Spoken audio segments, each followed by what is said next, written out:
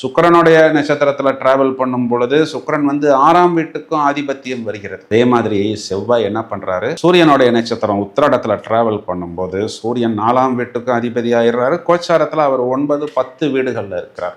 இப்போ மெயினா உங்களுடைய இடம் பூமி சம்பந்தப்பட்ட விஷயம், உங்களுடைய கடன் சம்பந்தப்பட்ட விஷயம், நம்ம மாமனார் நமக்கு சப்போர்ட் பண்ணினால் என் ஹஸ்பண்டோ என் ஒய்ஃபோ இடம் வாங்கலாம், பூமி வாங்கலாம், கடன் அடைக்கலாம் அப்படிங்கிறத இதனால் வரை மறைமுகமாக வெளிப்படுத்தி கொண்டு வந்த உங்களுடைய லைஃப் பார்ட்னர் நேர்முகமாகவே வெளிப்படுத்துவார்.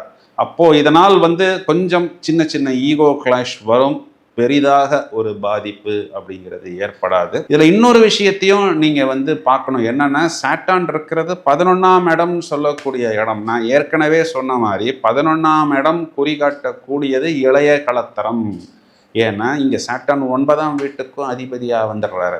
இப்போ இளைய கலத்தரம்னா அது ரிஷபராசி நபருடைய செகண்ட் ஒய்ஃபையோ செகண்ட் ஹஸ்பண்டையோ ஃபர்ஸ்ட் ஒய்ஃப் ஃபர்ஸ்ட் ஹஸ்பண்ட் பார்க்கிறார். அப்போது நிறைய இடங்கள்ல வந்து இந்த செகண்ட் மேரேஜ், அதே மாதிரி வந்து ஒரு அஃபேர்